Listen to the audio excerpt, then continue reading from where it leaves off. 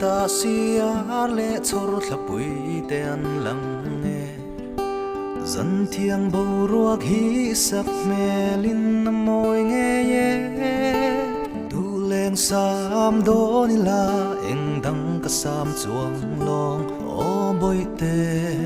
lung lai dung nge ye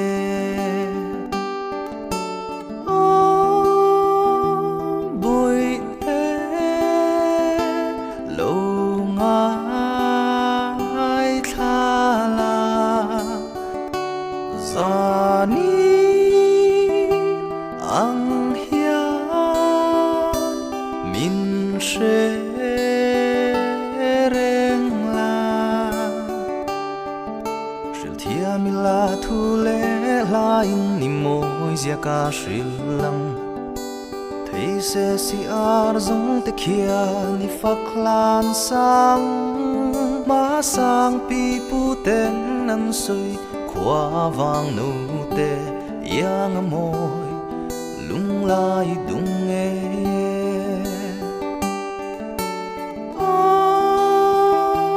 đôi te lâu ngai tha la za ni ang hian min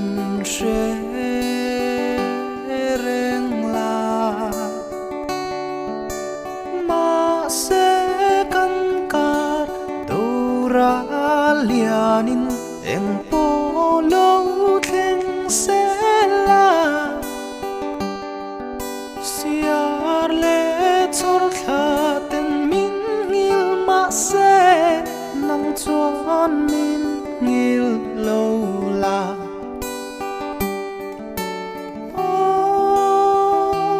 boi te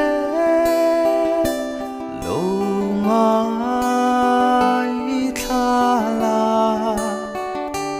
Zani ang hian min